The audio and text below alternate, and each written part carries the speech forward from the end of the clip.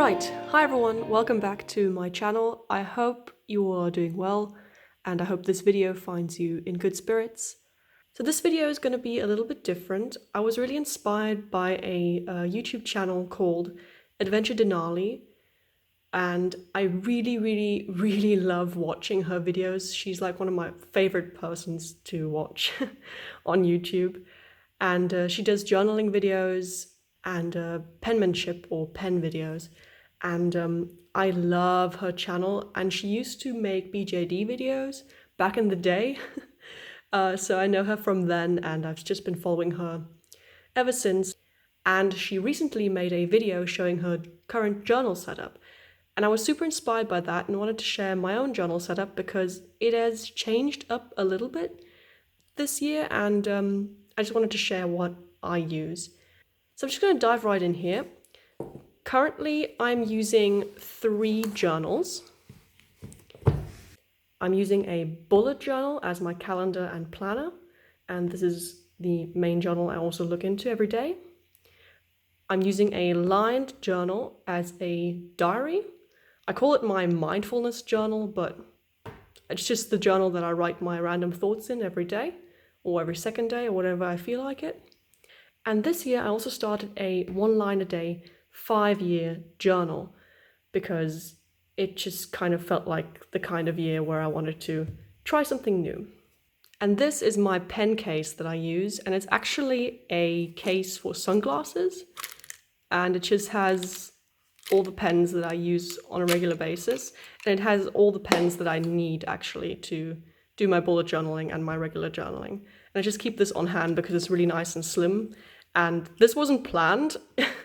But this year, somehow, all my journals kind of match each other, including the pen case. I got this for Christmas last year, so this is a really recent addition, as well as the journal itself and everything else. And it just kind of all matches. It just kind of has one color story, and I'm really super happy with it. And like I said, completely unplanned, but sometimes these things happen, and it's just really nice. So I'm going to show you each of my journals individually and talk a bit about why I like it and what has worked for me and what I don't really like. So let's start with my bullet journal. This is the Leuchtturm 1917 bullet journal in size medium. I think the paperweight is 80 grams. I decided to paint the front cover of this journal with Posca pens. I wasn't really sure what I wanted, but I just decided to go for this snake because I saw a really cool picture on Pinterest, and I just kind of went from there and made it colorful. And I don't think the snake's anatomy is in any way correct, but when I look at it, it makes me happy, and I used some gold for the stars, and I don't know, I just really like the way it turned out, and it feels minimalistic but still ornate and beautiful, and I really like it.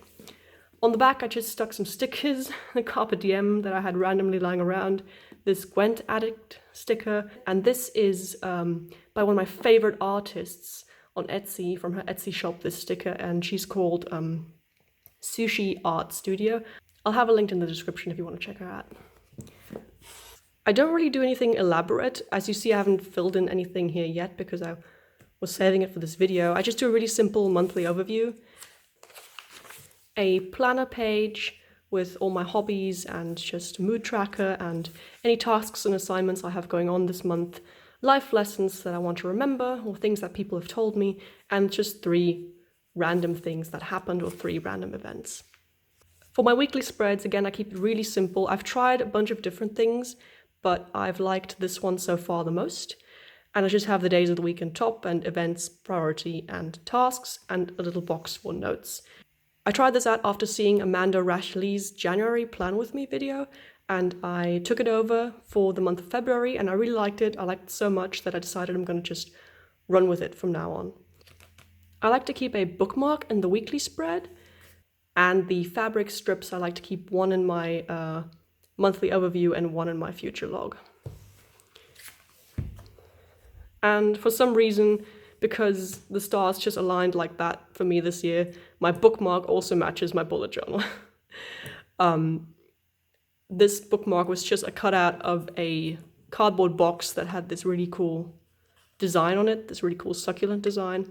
And I liked it so much that I just didn't want to throw it away, and I just cut it out and decided to keep it as a bookmark, and now it lives in my bullet journal, and it's a perfect match. Overall, I'm quite happy with this bullet journal. This is my first ever official bullet journal. I have done bullet journaling before. I never used dotted notebooks before, and I always had just like pre-made calendars, but I've always liked to work analog with calendars and don't really like tracking stuff digitally or just having to look at my phone every time I want to look up a date or track my schedule.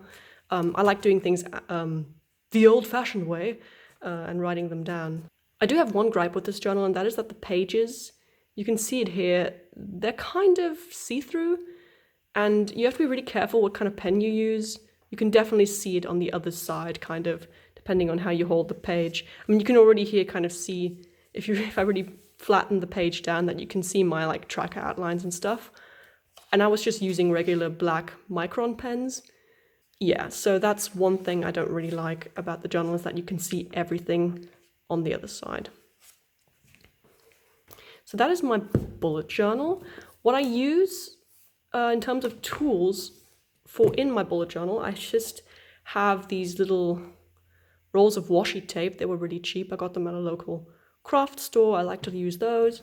And I have to be quite picky with the pens that I use because, like I said, they do kind of push through to the other side. So I use these Stabilo pen markers. And they've been really great because they do not actually bleed through to the other side. So these are like my go-to tools if I want to make something a little more colorful and more elaborate. And in my pen case, sunglass pen case, I keep the following. I keep one gel pen in a glittery color. At the moment it's purple. I keep one ballpoint pen. This is an Adler ballpoint pen, and I got this as a gift. I love this pen because it fits really well in my hand. I love that it has a little knob thing in the very, very front. So if I'm working on my iPad, like for uni, and I have texts to mark, I can just whip this pen out and I'll always be able to use the thing. And the coolest thing about this pen, if you push the cap in all the way, it lights up. So it lights up and you can write even in the dark. I've tried it. It's not very comfortable, but this is super handy for, like, for example, at sunset, and you don't really feel like turning on the light, but it's getting a bit too dark to write. Just put this on and you've got a little light. That's really, really cool, even though it just is a gimmick, but I love this pen. I like the kind of roundness it has to it.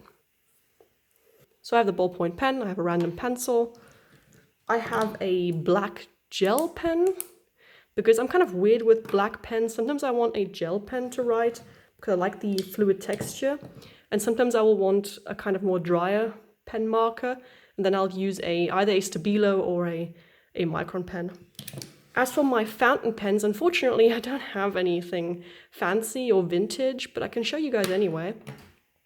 I have this one, which is a Faber Castell, oh gosh, I probably can't remember the name of this fountain pen, but I just got it because I wanted to try if I liked fountain pens at all. And this one takes ink, so it has a converter. I'll just put the name of the pen somewhere on the screen. And currently this is inked with Diamine's Magical Forest ink, which is a sparkly ink, and I love it so much. I've really gotten into fountain pens now, thanks to Adventure Denali and just also using them. This is my second fountain pen. This is a Lamy Safari, I think. I'm not sure. Once again, I'll put the name up on screen because I'm not sure what it's called anymore. I really love this color. This one was a little more expensive than the Faber Castell one, or Faber Castell, however you want to say it. But I like the Lamy actually a lot more. In the beginning, I liked the Faber Castell one more, but now I'm actually tending towards the Lamy. I think it's just a little bit better.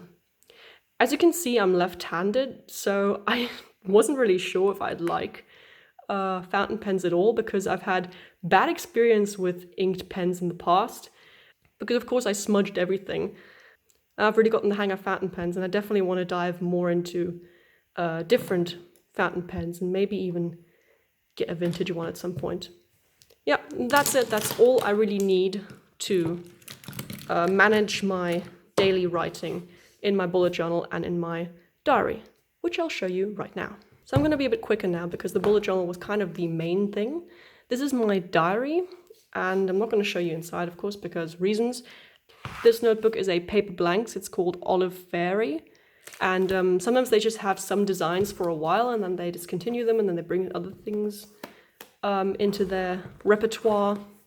And I was just super drawn to this this design, and I've had it in my cupboard for quite a while, and only recently I was able to start using this journal. So you see I haven't gotten very far yet. But so far I've been really liking it. I'm very used to paper blanks. I've had a few in the past. Never really finished one, unfortunately. It didn't work for me long enough, but I have a good feeling about this one, especially because I'm using journals way different now than I did in the past. Last but not least, I have this one line a day journal. It has the silver edged pages, and yeah, this one I'm actually not keeping up with that much.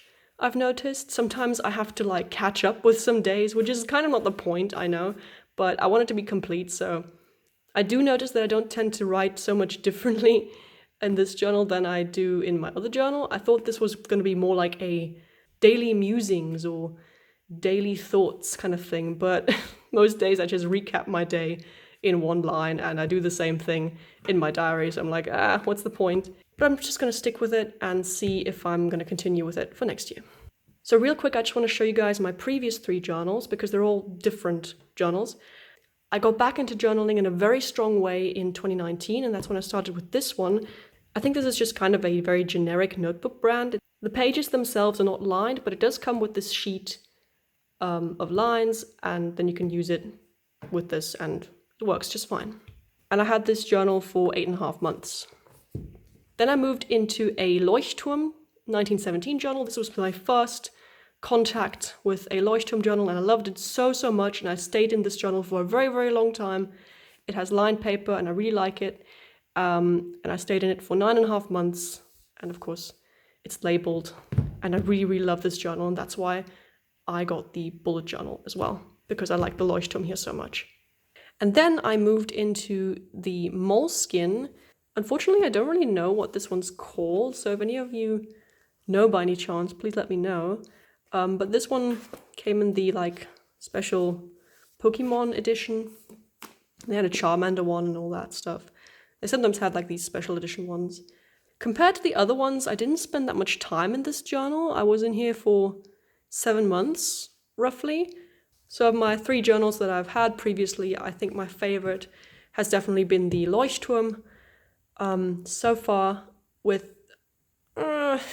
probably the Moleskine coming in as close second, just because the format of these 2 is a lot easier to manage, and I like to take my journals with me everywhere, so to uni and all that stuff. So yeah, and this just kind of was a little bit more cumbersome to carry around. Plus, I was always afraid to ruin the cover. And on these ones, as you see, I've just stuck them full with stickers. So I really like to customize them myself. And yeah, because they're plain, I don't really care. I mean, I care about the stickers, but just it's okay if they get a little bit banged up. I mean, that's part of the charm of owning a journal, that it's been used and worn and that it has its own story.